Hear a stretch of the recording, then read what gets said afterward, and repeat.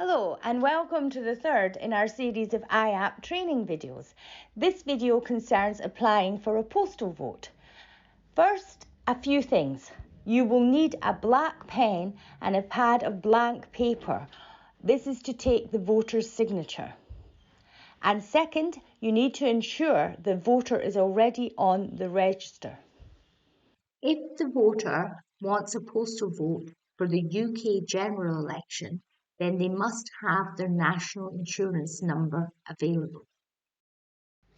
If the voter doesn't have their national insurance number, they might be able to find it on letters from the tax office, the benefit office, or from their wage slips. Once you've established that the voter is on the register, And in the case of the UK general election, the voter has their national insurance number available. then select Register Postal Vote. The app then moves to an electronic version of the government postal vote form. In section 1, you enter the voter's details. Although email here is marked as optional, we actually need the email because we will send the form to the electoral registration office and the voter will be copied using the email address provided. Section 2, you only have to fill this in if the voter wants their postal vote sent to a different address to the address they're registered at. Section 3 is for the Scottish Parliament, Council and UK Parliament elections. The maximum duration of your postal vote depends on the type of election you're applying for.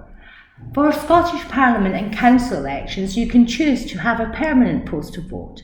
For UK Parliament elections, the maximum period is 3 years. Your local electoral registration office will confirm the duration of your postal vote.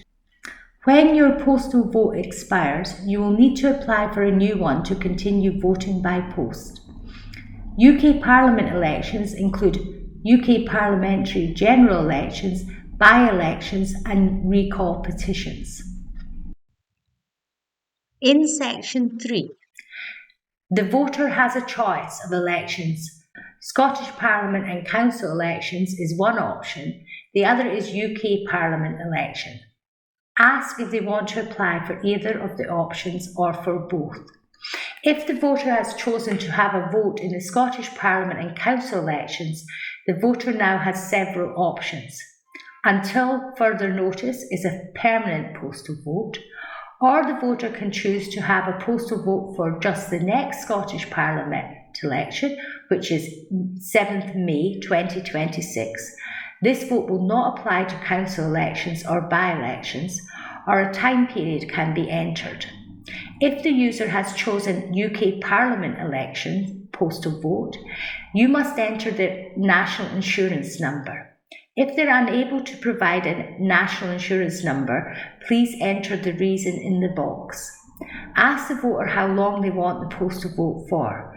The maximum period the voter can have a postal vote for UK Parliament elections is 3 years. If we know the date of the next UK general election, then it can be entered and the voter just has a postal vote for that election, or a time period can be entered. Section 4, you enter the voter's date of birth. Now we need the voter's signature for the form, and to do this we are going to have the voter sign a piece of paper which we will take a picture of, and that picture will be transferred to the form. So first, ask the voter to sign a piece of white paper with a black pen. Click on the box for the signature. Select Take Photo and take the picture of the signature. We now need to crop the picture because it's just the signature we need. Crop the picture down till it's just the signature that is. Select Done.